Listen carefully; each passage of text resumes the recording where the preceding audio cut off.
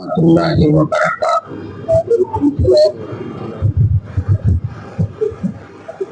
نحمده ونصلي على رسوله الكريم. أما بعد، وقد قال الله تعالى في كلامه الكريم والفرقان المجيد: أعوذ بالله من الشيطان الرجيم. بسم الله الرحمن الرحيم.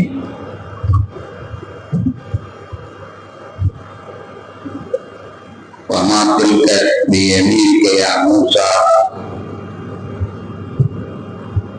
قال هي عصاي أتوكأ عليها وأهش بها على غنمي ولي فيها معارض أخرى. صدق الله مولانا العلي العظيم. اللهم صل على سيدنا محمد شمس الأنبياء وبدر المرسلين وقطب الأولياء وافتخار المتقين تاج الأمة شفيع المذنبين شفيعي يوم القيامة الله يا هادي.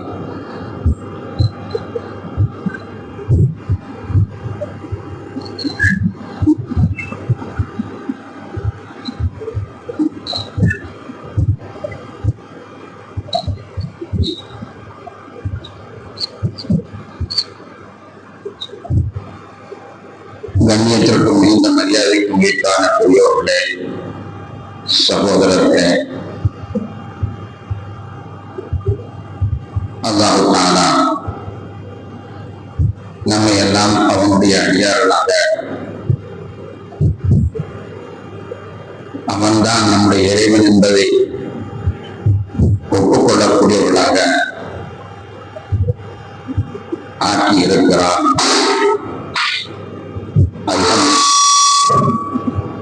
அல்ஹம்துலில்லாஹ். நாம் அல்லாஹ்வுடைய அடியார்களாக இருக்கிறோம். அதுதான் நாம் எடுத்துக்கொண்ட உறுதிமொழி. அல்லாஹ்வுடைய அடியார்களாக இருக்கிறோம் என்று நம்பியிருக்கக்கூடிய நாம் அல்லாஹ்விற்கும் நமக்கும் இடையில் உள்ள தொடர்பு எத்தகையது?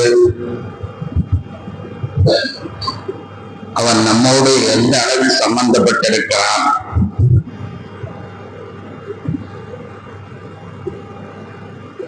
அவனுக்கும் நமக்கும் இடையிலே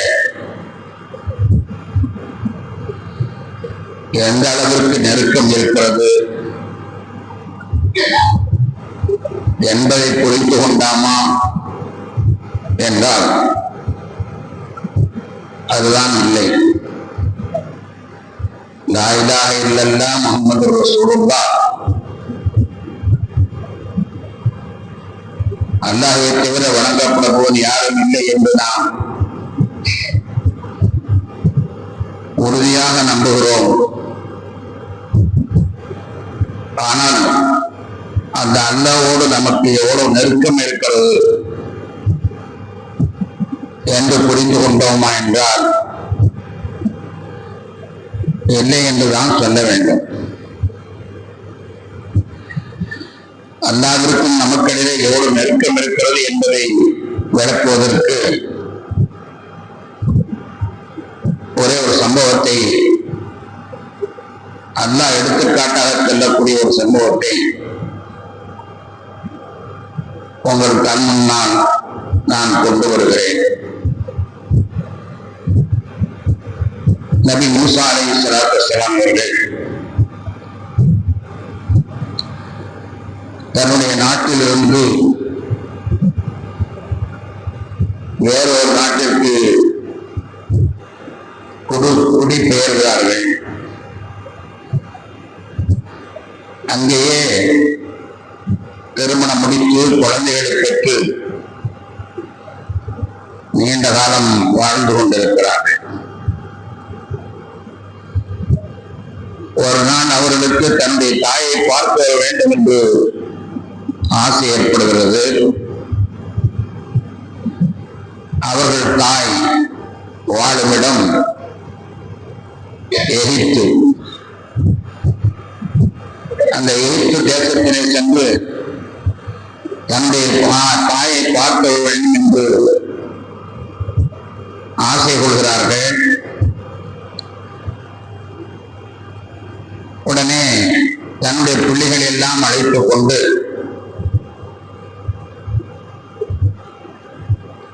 கால்நடையாகவே அந்த ஊரை அடைய பயணம் மேற்கொள்கிறார்கள். இடையிலே இரவு நேரத்தில் ஒரு மலையை கடக்க வேண்டிய நிலைமை ஏற்படுகிறது. இருள் கூர்ந்து விட்டது. கடுமையான காடு, வழியும் தெரியவில்லை. அப்போது அவருடைய துணைவி சொல்வார்கள், எங்கேயாவது நெருப்பு கிடைக்குதான் பாருங்க. நெருப்பு கிடைத்தால் அந்த நெருப்பை வைத்து நாம் குழந்தைகள் எல்லாம் குளிராக இருக்கிற குளிர் காய்ந்து கொள்ளலாம். சட்டைகளை எல்லாம் போட்டு அதை பற்ற வைத்து கொஞ்சம் குளிர் காய்ந்து கொள்ளலாம். அந்த நெருப்பு வாங்க போகிற இடத்துல நீங்கள் வழியை தெரிந்து கொண்டு வந்துவிடலாம். எனவே நீங்கள் நெருப்பை தேடி வாருங்கள் என்று நபி மூசா அலைஹிஸ்ஸலாத்து வஸ்ஸலாம் அவர்களை அவருடைய துணைவியார் அனுப்பி வைக்கிறார்கள். மூசா அலைஹிஸ்ஸலாம் அவர்கள் நெருப்பை தேடி சென்று கொண்டிருக்கிறார்கள். திடீரென்று ஒரு மரத்திலே வெளிச்சம் தெரிகிறது. வெளிச்சம் தெரிந்தவுடன் அங்கு நெருப்பு இருக்கும் என்று நினைத்து வேகமாக அந்த மரத்தை நோக்கி செல்கிறார்கள். ஆனால் அந்த மரத்திலிருந்து சப்தம் வருகிறது, யா மூசா, மூசாவே என்று குரல் வருகிறது. மூசாவே என்று என்னை யார் இந்த காட்டிலே அழைப்பார்கள் என்று அவர்கள் நினைத்து குரல் வந்த திசையை நோக்கி அவர்கள் வேகமாக செல்கிறார்கள். அடுத்து இன்னி அனல்லா, நான் தான் அல்லாஹ், அழைத்தவர் நான் தான் அல்லாஹ் என்று அடுத்த குரல் வருகிறது. உடனே மூசா அலைஹிஸ்ஸலாம் அவர்களுக்கு இனம் புரியாத மகிழ்ச்சி. ஏனென்றால் அல்லாஹ்வுடைய ரசூலாக இருக்கிறார்கள். அல்லாஹ் நம்மை அழைக்கிறானா, அல்லாஹ்வுடைய சப்தம் நம் காதில் விழுகிறதா என்று நினைத்து அவர்கள் அந்த மரத்தை நோக்கி வேகமாக செல்கிறார்கள். இப்போது நம்முடைய ஒரு கேள்வி,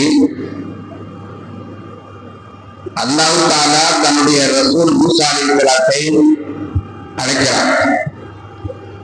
இதுவரைக்கு அவன் யாரிடத்திலுமே நேரடியாக பேசியதே கிடையாது. யாரையும் நேரடியாக சப்தம் கேட்கிறவாறு யாரிடத்திலும் அவன் பேசியதே கிடையாது. அவன் பேசுவதாக இருந்தால் வஹி என்று சொல்லப்படக்கூடிய தொடர்பின் மூலமாக மலக்கள் வாயிலாகத்தான் இந்த செய்திகள் வருமே தவிர அல்லாஹ்வுடைய குரலை எவரும் கேட்டதில்லை. ஏன் ஜிப்ரீல் கூட அல்லாஹ்வுடைய குரலை கேட்டதில்லை. ஜிப்ரீல் அலைஹிஸ்ஸலாம் கூட அல்லாஹ்வுடைய குரலை கேட்டதில்லை. அல்லாஹ்வுடைய குரலை யாருமே கேட்காத பொழுது அதிசயமாக அந்த குரல் ஒரு மனிதரை அழைக்கிறது. அப்போ படைத்தாளுமாகிய ரப்புல் ஆலமீன்,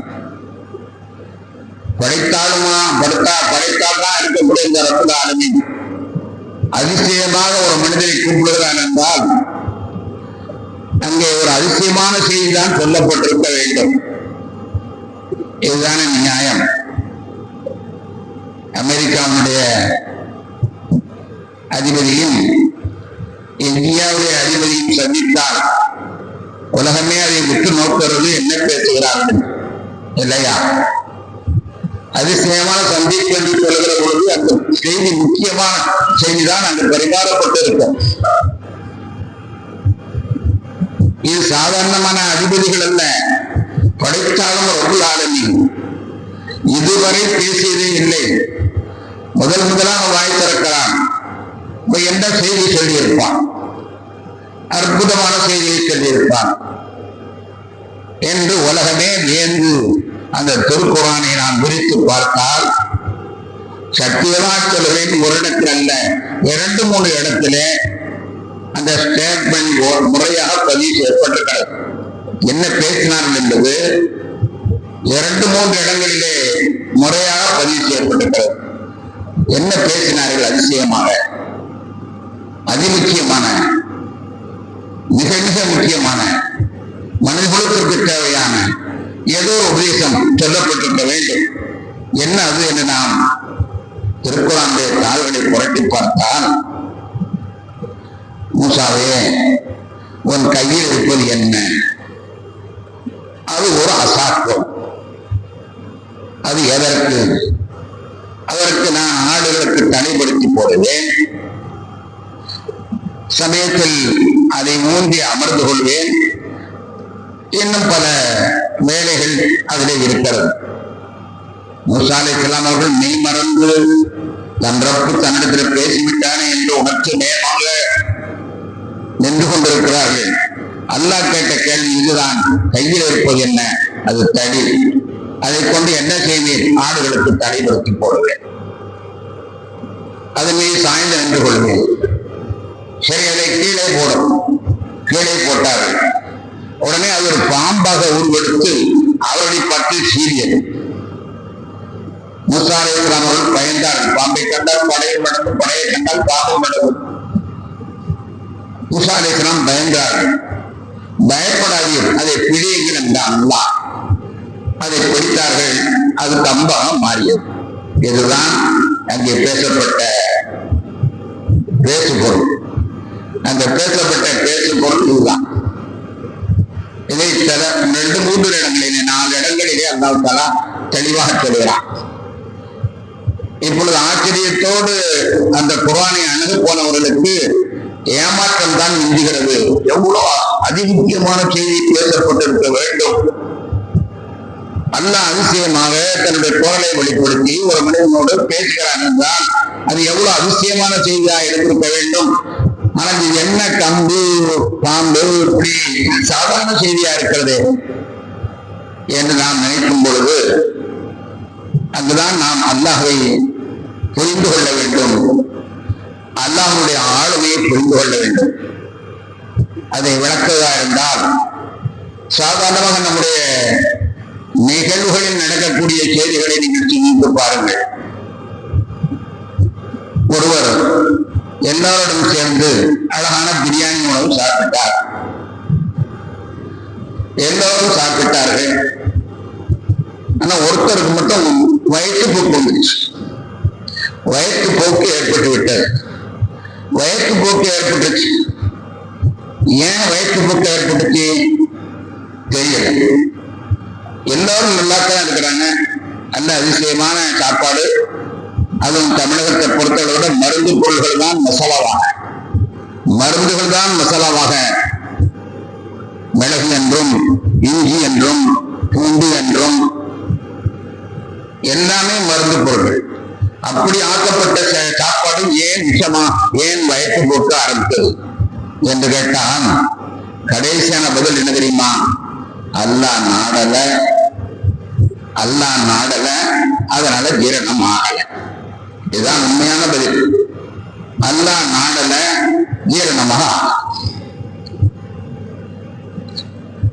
சரி, உடனே அவர் மருத்துவத்தை போறார். மருத்துவத்தை போய் அவரிடத்துல இதற்கான சிகிச்சையை கேட்கிற பொழுது மாத்திரை கொடுத்தார். 2வது நாளும் போனாரு, வயிற்றுப்போக்கு நிக்கல. வயிற்றுப்போக்கு நிக்கல. டாக்டர் நீங்க மருந்து கொடுத்தீங்க, நான் சாப்பிட்டேன், வயிற்றுப்போக்கு நிக்கல. வயிற்றுப்போக்கு நிக்கலையா? வாசல் ஒரு போர்டு இருக்கு, போய் பாருங்க. என்ன போர்டு இருக்குது?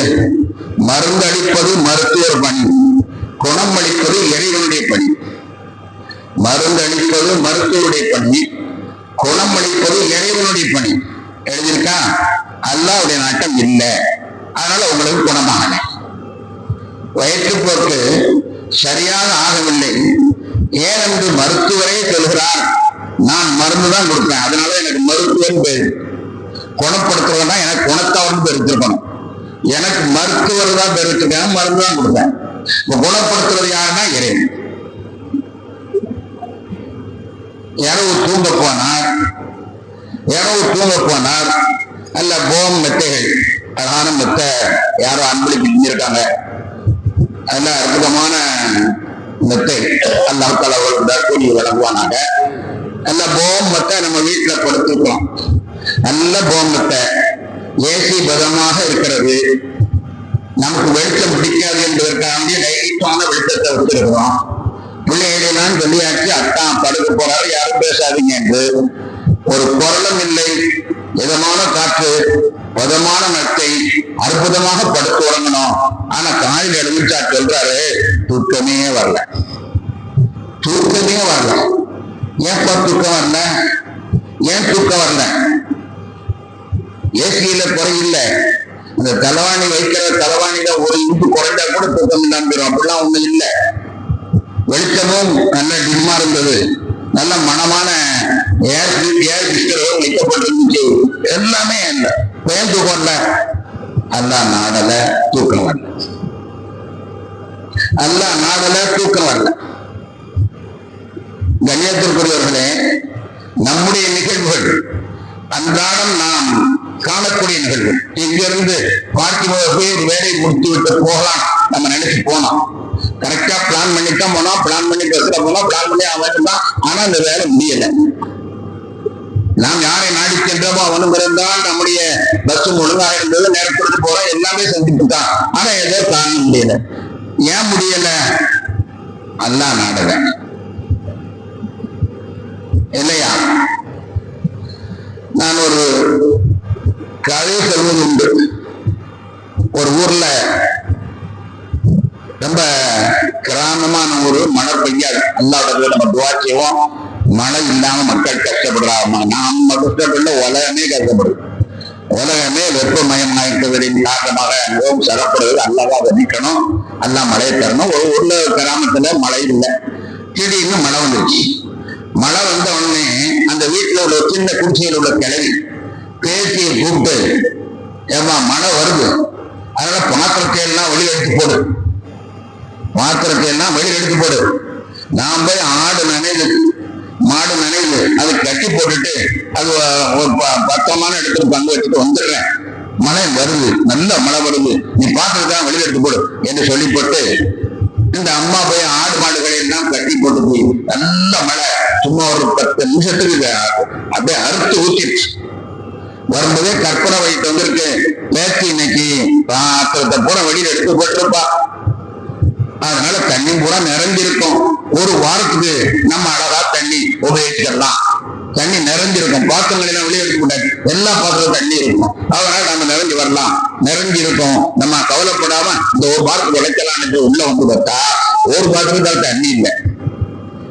ஏன்னு கேட்டா பாத்திரத்தை எடுத்தா போடத்தன்ன நிறுத்தி சொல்லுங்க என்று அந்த பேச்சு சொல்றான். பாத்திரத்தை எடுத்து வைக்க சொன்னேன், ஆனா நிறுத்திட்டு சொன்னீங்க. நான் எதுக்கும் நினைச்சு எல்லா தண்ணி விட போட்டேன், எல்லாம் கூறப்பட்டேன், ஒரு தொட்டு தண்ணி கூட இல்லை. மழை பொழிந்தது, ஆனால் தண்ணி பிடிக்க முடியல. அதே மாதிரி தான் நம்ம வீட்டுல பாத்தீங்கன்னா தம்பி ஒருத்தர் 10,000 ரூபான்னு போற, இன்னொருத்தர் 20 ரூபான்னு போறது, ஆனா தேவை முடிஞ்ச மாதிரி தெரியல. பணம் நிறைய இருக்குது, பெரிய பெரிய பணக்காரங்களும் அப்படித்தான் சொல்லிட்டு இருக்காங்க, பணம்ல நிறைய இருக்குது, ஆனா என்னமோ தெரியல, பரக்கத்தில்லை. என்னன்னா அல்லாஹ் நாடு. பரக்கத்தில்லைன்னா என்ன அர்த்தம்? அல்லாஹ் நாடு. உனக்கு குறைவில்லை, டிராக்டர் வந்து விழுந்துகிட்டு தான் இருக்குது, வீட்டுல ஏதாவது வேற வந்துகிட்டே இருக்கு, அது பண்ணிட்டு வர காசு பறக்கத்தில்லை. பறக்கத்து யாரு தருவா? அந்த அல்லாஹ் இல்லையா? நம்முடைய நிகழ்வுகள் ஒவ்வொன்றாக எண்ணி பாருங்க.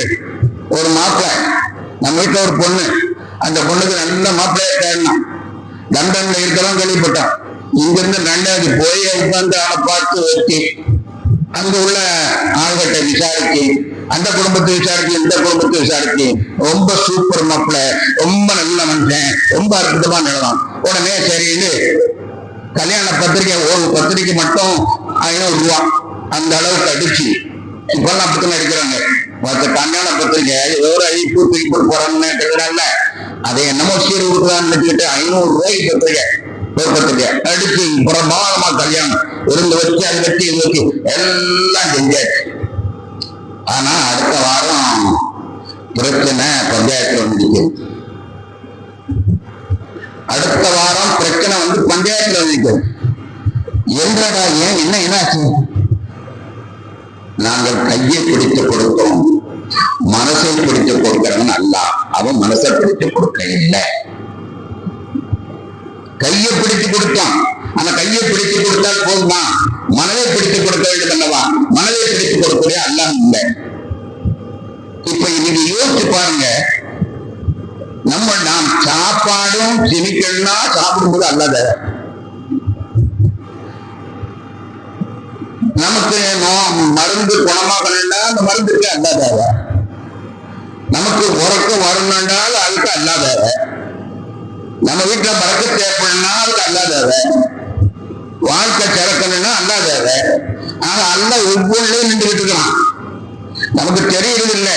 மாயக்கும் அஜிவா சராதத்தின் இல்லாஹ் வராதையும் அம்சத்தை இல்லாஹ் சாதிக்கும். உங்களுக்கு தெரியாதுப்பா, நீங்க 3 பேரை பேசிக்கிட்டு இருந்தீங்கன்னா அங்க 4வது ஒருத்தர் இருந்துகிட்டு இருக்கான், அது உங்களுக்கு தெரியாது.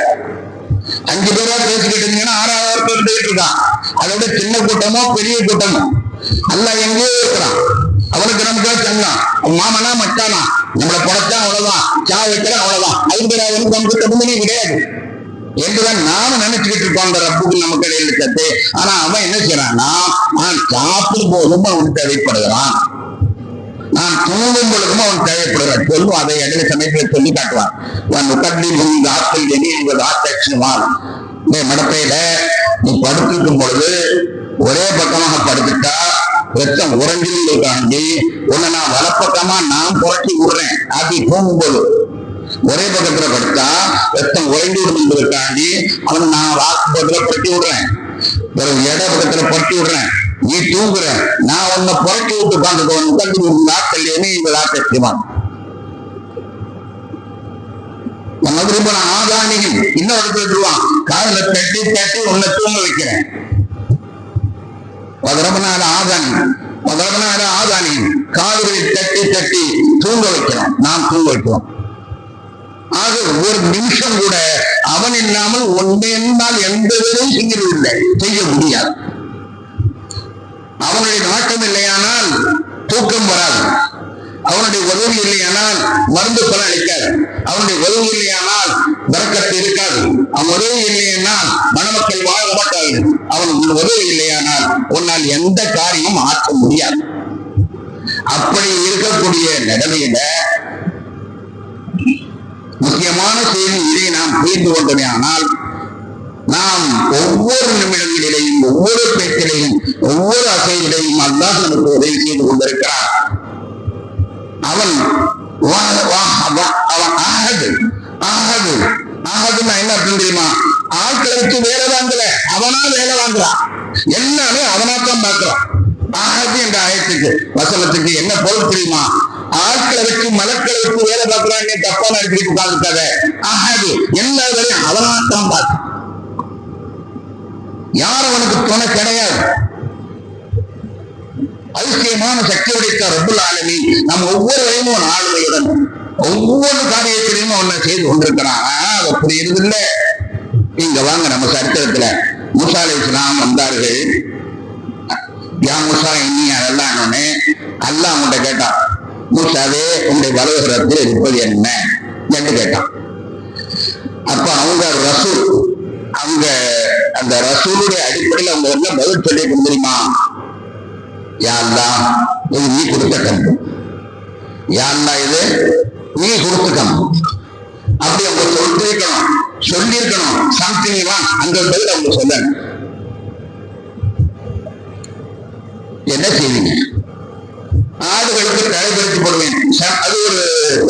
Something wrong. அல்லாவே உங்களுடைய உத்தரவு இருந்தால் ஆடுகளுக்கு தலைவருக்கு போடுவேன், நான் உட்காருவேன், அது ஒரு தப்பு. உன்னுடைய உத்தரவு இருந்தால் நான் அதில் உட்காருவேன். நான் என்னுடைய கம்பு என்னுடைய நான் போயிருக்கிறேன், என்று பேசிவிட்டீரே, உம்மால் என் இல்லாமல் என்ன செய்ய முடியும், என் இல்லாமல் உன்னால் என்ன செய்ய முடியும், நான் நினைத்தால் இந்த கம்பை பாம்பா ஆக்குவேன், அது உனக்கு பயன் தர வேண்டுமானால் என்னுடைய ஒரு விசாரம் போடுகள் அவட பாம்பா மாட்டேன் பற்றியா, இந்த உறவு இல்லையானால் இந்த கம்பு பாம்பாக ஆகும். பாம்பாக ஆகித்தான் அல்ல நமக்கு கொடுக்கணும். இல்ல நம்ம எத்தனை பேர் பார்த்துக்கிறோம், நம்ம புள்ள அழகான நம்மளை வளர்க்கும் பட்டும் எடுத்துக்கிட்டோம், கடைசியில் அந்த புள்ளதான் நமக்கு வினையாகும் சார் இல்லையா, பாவமா இருக்கும். எத்தனையோ குடும்பங்கள்ல பார்க்கிறோம், தகப்பனார் பிள்ளையை போட்டி போட்டி வளர்த்தார், எல்லாமே கவனிக்கும் நினைத்தார், கடைசியில் அவன் தான் அந்த பிள்ளைக்கு அழிவு காரணமாகும் இல்லையா, பாவமா இருக்கும். சில பேருக்கு அவருடைய செல்வங்கள் தான் அவர்களுடைய ஆரோக்கியத்தை வாழ்க்கைக்கு தான் அவன் வாழ்க்கையின் அழிவு காரணமாக இருக்கிறது. மனைவியை நினைத்தான் இந்த மனைவியால் பொது வாழ்ந்து அந்த மனைவி எதிரியாக மாறிவிடுகிறாள். அம்மாவை நினைத்தான் அம்மா நான் பகுதியாக்குனேன், அவளே எதிரியா மாறுதான். யாருக்கு ஏற்று மாறுது, கம்பு பாம்பாக மாறியது. இதைத்தான் அல்லாஹ் தஆலா சொல்லி காட்டினான். ஒரு பெரிய தத்துவம் பேசப்பட்டிருக்கிறது. எவ்வளவு பெரிய தத்துவம் என்றால் இதை புரிந்திருந்தால் உலகமே நிம்மதியாக. அந்த தத்துவம் என்ன தெரியுமா, எல்லாமே அல்லாஹ். அதை மூசாவே புரிந்து மக்களுக்கு சொல்லுங்கள். எல்லாம் செய்யறதெல்லாம் அல்லாஹ். சாப்பிட மீண்டும் யோசித்து பாருங்கள். சாப்பாடு சீரணமாகுவதும், நாம் தூங்குவதும், நம்முடைய மருந்து பலனளிப்பதும், நம்முடைய குடும்பம் மகிழ்ச்சியாக இருப்பதும், நம்முடைய மணமக்கள் மகிழ்ச்சியாக இருப்பதும், நமக்கு பணம் வந்தால் வரக்கத்தாக இருப்பதும், நாம் ஒரு வேலையை செய்வதாக இருந்தால் இந்த வேலையை செய்வதாக எல்லாமே அல்லாஹ். அந்த தத்துவத்தை எல்லாம் அங்கு புரிய வைக்கலாம். அதுதான் மிக முக்கியமான ரகசியம். வேறு வெறுதனை கண்டபுடம் அனுப்புறது இல்ல. மிக முக்கியமான செய்தி இதை புரிஞ்சுக்கணும். மூசாவே இந்த கம்பு உங்களுடைய கம்பு அல்ல, நான் கொடுத்த கம்பு, அதை நினைச்சுட்டார். தலை நீர் வெடித்து போடவில்லை, நான் நாடினால் தலை வெடித்து முடியும், அதை நினைத்துப்பார். அதன் மீது அமர்ந்து கொள்வீர், நீ நாடினால் நான் நாடினேன், ஆக என்னை நீ இதை இணைக்கவில்லை, அதனால் அதை நான் பாம்பாக மாற்றி காட்டினேன். உலகம் பூராவிற்கும் போய் சொல்லிவிடுங்கள், என்னை நினைக்காமல் அவர்கள் இருப்பார்கள். ஆனால் அவர்கள் எதை நம்பி வாழ்கிறார்களோ அதுவே அவர்களுக்கு உதவி ஆகும், அவர்களை அனுப்பதற்கு அதுதான் காரணம். போய் சொல்லுங்கள் என்று அவர் சொன்ன ஒரு அற்புதமான செய்தி அன்று சொல்லப்பட்டது. கண்ணியத்திற்குரியவர்களே, முடிஞ்சு கடை பேசி அதுக்கப்புறம் அல்லாஹ் சொன்னாங்க, கிடைக்கிற நார்மல் கொண்டோடனே இந்த பிறவன் போய் ரொம்ப அட்டாசப்படுறான், அவங்க தன்னை கடவுள் புரியுது, நீ அங்கிட்ட போங்க, அவங்கள்ட்ட போங்கன்னு சொன்னோடனே நம்ம எல்லாம் பயான் பண்ணா பள்ளியாசலை தாண்டதுக்குள்ள எல்லா பயானும் மறந்து போகும்.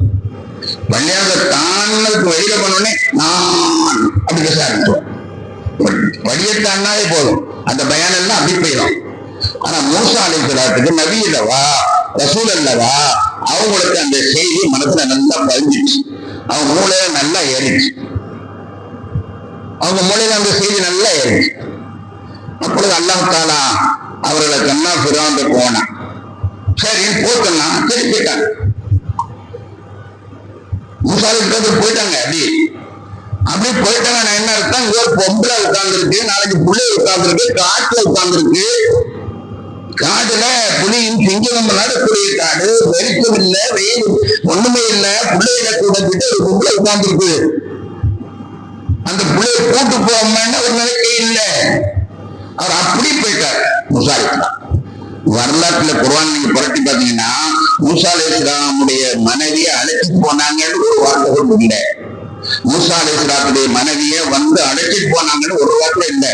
காட்டுல விட்டது ஆயிடுச்சு, இவங்க போயிட்டாங்க. பிறவனை நோக்கி போயிட்டாங்க. வாங்க ஒரு காடு நேரம் பிறவன்ட்டு போனாங்க. பிறவன்ட்டு போயிட்டு பிறவன்ட்டு போறதுனால எகிப்து போய் சேர்ந்துட்டாங்க. எகிப்துக்கு போய் சேர்ந்துட்டு காலையில என்ன செய்யறாங்க, ஊருடைய எல்லைக்கு வர்றாங்க. அப்ப ஒருத்தர் கேட்டாரு, எங்க போறீங்க? எங்க குடும்பம் வருது, வரவேற்க போறேன். குடும்பம் வருதா? குடும்பம் வருதா? அதை காட்டுல விட்டு வந்து நீங்க எப்படி வருவது? நானா செய்றேன், நானா செய்றேன். யார் செய்யறா? அவனை என்ன போச்சலாம், அவன் அழைச்சிடுவான். குடும்பம் வரும் என்று எப்படி எதிர்பார்த்தீர்? குடும்பத்தை காட்டு விட்டீர், குடும்பம் வரும் என்று எப்படி எதிர்பார்த்தீர்? நானா செய்றேன், எதை அவன் தானே செய்யறான், அவன் செய்வான், சக்தி இருக்கு, எனக்கு நம்பிக்கை இருக்கு, வரும். பார்த்தா வந்துகிட்டே இருக்காங்க. அதிசயம் என்ன தெரியுமா? அவங்க எல்லாம் வந்துகிட்டு இருக்காங்க. வந்தோடனே கேட்டாங்க, என்னம்மா ஆச்சு? அங்கே உட்கார்ந்துருந்தோம். அந்த இடம் பார்த்து அந்த பக்கமா வழிபோக்கர்கள் சிலர் போனாங்க. போனவங்க கேட்டாங்க, என்னம்மா நீங்க உட்கார்ந்துருக்கீங்க? இந்த மாதிரி என் மாப்பிள்ளை போனாரு, வந்தாரு, அவரை நாங்க நெருப்படுத்த போனோம், வர சொன்னோம். அப்படியே அம்மா அந்த காட்டுல இருக்கக்கூடாதுமா? இல்ல, நாங்க அவர் வருவார், வந்த உடனே நாங்க அவரை அழைச்சிட்டு நாங்க போறோம், அவரை அழைச்சிட்டு போறோம். இல்லம்மா, அந்த காட்டுல யாரும் இருக்கக்கூடாது, வாங்க நாங்க உங்களை கொண்டு எதிர்த்து விட்டுறோம். அழைச்சி கொண்டு வந்து விட்டார். கணேசருக்குரியவர்களே, நீண்ட நெடிய வரலாறு குர்ஆன்ல அல்லாஹ் சொல்லி காட்டுறான். நம்பிக்கை இருந்தால் அல்லாஹ் எதையும் செய்து செலுத்துவான். ஆனா நீங்க தான் நம்ப மாட்டேங்க, நீங்க தான் ஒழுங்கான ஆளை நம்ப மாட்டேங்க. சாத்தான் கடையும் அவன் இவன் அவனை நம்புவீங்க, அல்லாஹ் நம்புவீங்களா? அவர் நம்பினார், அல்லாஹ் அழைப்பு தான். இன்னொரு வரலாறு நமக்கெல்லாம் தெரிஞ்ச வரலாறு தான், அதை மட்டும் நான் சுருக்கமா சொல்லிக்கிறேன். செடி வந்து ஒரு 6 லட்சம் பேர் அவங்க பின்னால் உள்ளவங்க. 6 லட்சம் பேரை அழைச்சிக்கிட்டு நீங்க எகிப்தை விட்டு கடந்து தப்பிச்சு போயிருங்க. 6 லட்சம் பேரையும் அழைச்சிட்டு எகிப்தை விட்டு தப்பிட்டு கடந்து போயிருங்கன்னு சொல்லிட்டாங்க. அல்லாஹ் சொல்றான், நடுராத்திரி சொன்ன உடனே 6 லட்சம் பேருக்கு அழைப்பு விட்டாங்க. 6 லட்சம் பேரும் வந்துட்டாங்க. 6 லட்சம் பேரும் வந்தா கிடக்கணும். எங்க கிடக்கிறது? எகிப்துக்கு 3 பக்கம் ராணுவம். ஏன்னா இங்க எதிரிங்கிறதுனால அவங்க வந்து எப்பவும் ராணுவ உஜாரா இருக்கு. 3 பக்கம் ராணுவ உஜாரா இருக்கு. ஒரு பக்கம் மட்டும்தான் உஜார் இல்லை, ஏன்னா அது கடல். ஒரு பக்கம் கடல், 3 பக்கம் ராணுவம் இருக்கு. அதனால 3 பக்கம் தப்ப முடியாது. 3 பக்கம் தப்ப முடியாது. கடைசியில் அந்த கடல் வழியாத்தான் போயாகணும். 6 லட்சம் பேரும் வந்து நிக்கிறாங்க. அப்ப ஒருத்தர் கேட்டாரு, ரசூல் அவர்களே, ஒரு ஆளு தண்ணீரை கடப்பு இருந்தா கூட ஒரு படகு தயாரிக்கணும். ஒரு ஆளு தண்ணீர்ல இருந்து தப்பு இருந்தா கூட ஒரு படகு தயாரிக்கணும். 6 லட்சம் பேரை வச்சுக்கிட்டீங்க, ஒரு படகு கூட இல்ல, கடல் விட்டு தப்பிக்கிறேன்னா எப்படி தப்பிப்பீங்க? கேட்கிற கேள்வி. 6 லட்சம் பேர் நீங்க நிப்பாட்டி வச்சிருக்கீங்க, படகு ஒரு படகு கூட இல்லை. இன்னால முதலுக்கும் உன் பேச்சை கேட்டு நாங்க நல்லா மாட்டிக்கிட்டோம். பின்னாடி பிறவன் வரப்போறோம், ஆட்சி வந்து அப்படியே கோழி பிடிக்குமா அப்படின்ட்டு நல்லா மாட்டிக்கிட்டோம். முன்னால கடவுள், பின்னால பட்டாளம், ராணுவம். நாங்க என்ன செஞ்சோம்? இன்னால முதலுக்கும் நாங்க உழைய மாட்டிக்கிட்டோம் அப்படின்னு சொல்றோம். இப்படி அநியாயமா, இப்படி ஒரு அறிவில்லாம ஒரு காரியத்தை பண்றீங்களே. கடலை வைத்துக் கொண்டு கடலை கடப்பதற்கு ஒரு சின்ன வழி கூட செய்யாம எல்லாத்தையும் கூட நடுக்கமத்து நிப்பாடி வச்சுட்டீங்களே, அறிவில்லாத ஒரு வேலையை செய்கிறே என்றவன் கேட்கலாம். கேட்டது நியாயம். கொஞ்சம் செய்யறது நானா? செய்யறது நானா? செய்யறது நானா? எவன் சொன்னானா அவன் செய்வான். என்ன செய்யறேன்? நானா செய்யறேன். எவன் சொன்னானா செய்வான். எவ்வளவு நம்பிக்கை பாருங்க. உடனே அல்லாஹ் அறிதான், உங்களுடைய கம்பை கொண்டு அடிங்க, 12 பாதத்தை இருக்கும். எல்லாரும் அழகா அனுபவித்தது. எவன் சொன்னா வழிகாட்டான். குர்ஆன்ல சொல்லுது, 12 பாதைகள் திறந்தது. அதிசயமாக, உலக அதிசயமாக தண்ணீர் பானமாக இருக்கிறது. அப்படியே தப்பி எல்லாருமே போயிட்டான். குர்ஆனிலே அல்லாஹ் அந்த வரலாற்றை சொல்லுவான், நான் செய்கிறேன் என்பதை நீ நம்புற வரைக்கும் தான் நீ அழிஞ்சு போற. நான் செய்கிறேன் என்று நீ நம்புற வரைக்கும் தான் நீ அழிஞ்சு போற. துணை இல்லாம, நாவி இல்லாம அழிஞ்சு போற. ஆனால் அல்லாஹ் செய்கிறான் என்பதை நீ உண்மையிலேயே நம்புவாயா? நம்ப வேண்டிய அளவுக்கு நம்புவாயா? அப்பத்தை காட்டி நம்ப வேண்டிய அளவுக்கு. சும்மா வாய் பேச்சுக்கெல்லாம் நம்ப கூடாது. உண்மையா நம்பினா காப்பாற்றுறதுக்கு அல்லாஹ் தயாராக இருக்கான். அந்த வரலாறு கதை அல்ல, காலோற்சவம் அல்ல, கதை அல்ல, காலோற்சவம் அல்ல. அது உண்மையான நிகழ்ந்த நிகழ்வு. மூசாலை கேட்கும்போது நானா செஞ்சேன், நானா செய்யறேன், எவன் சொன்னாலும் அவன் செய்வான்னு சொல்லி அங்கிருந்த அத்தனை பேருக்கும் வழி கிடைச்சு. ஒரு படகு இல்லை, ஒரு துப்பட்டு இல்லை, ஒரு கப்பல் இல்லை, இல்லையா? கண்ணியத்திற்குரியவர்களே, அல்லாஹ் மீது நம்பிக்கை வையுங்கள். அவன் எந்த அளவுக்கு நம்பிக்கை வைக்க வேண்டும். ஆனால் இது ஒண்ணுமே இல்லை, நாம் எல்லாம் இருப்போம், எல்லா நிகழ்வுகளும் அவன் தான். ரொம்ப அற்புதமா நமக்கு சொல்லி தருவான். ஆனா நமக்கு தான் மண்டையில ஏறதில்லை. நீ நினைக்கிறது கூட அல்ல நினைக்காம நினைக்க முடியாதுப்பான். செய்யறது கிழிக்கிறதுனா அது இருக்கட்டும், உனக்கு நினைப்பு சும்மாமா வந்துட்டு இருக்கல, அந்த நினைப்பு கூட அல்லா இல்லாமல் உன்னா நினைக்க முடியாது. அப்ப உங்ககிட்ட என்ன இருக்குது? வாசல் தவான அல்ஹம்துலில்லாஹி ரப்பில் ஆலமீன். அஸ்ஸலாமு அலைக்கும்.